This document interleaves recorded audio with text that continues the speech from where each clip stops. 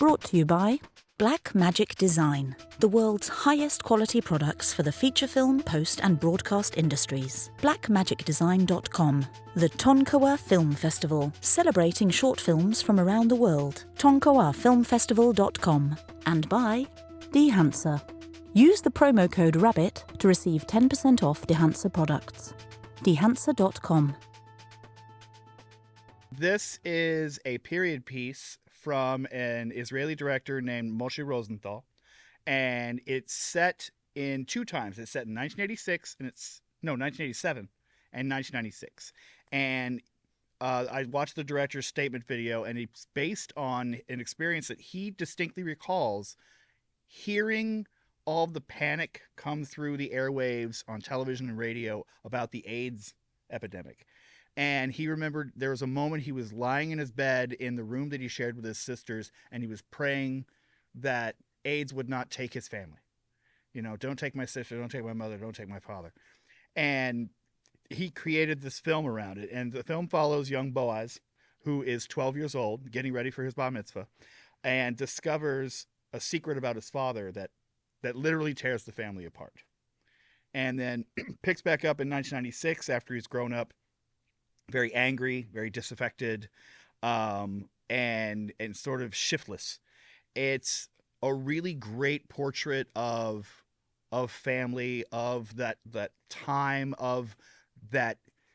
I say ignorance, and I don't mean it in a mean way. I mean, like, they just didn't know. Nobody did. There was so much ignorance at the time, and that's what the film's about. You know, it's there are scenes that play out like memories we have, where it's like, Can I be in an elevator with the person, or can I drink after them? And it's just all this fear, all this uncertainty. And that's where the tell me everything comes from. It's the enemy of ignorance is knowledge. Wanting to get things out in the open, so yes. to speak. Okay. And so, Boaz wants to know everything and needs to know everything. Same with his mother, who is also dealing with this, his sisters.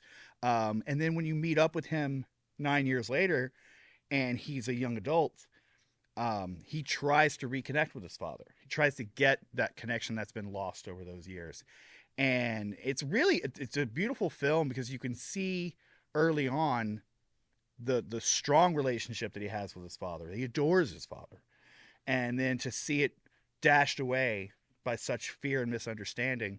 So when he comes across them again, it's his father who says, "Tell me everything. Tell me what I missed. What are you doing? Where are you at?" Where it's a nice bookend. It is a really great film. I liked it a lot. That sounds like a lot.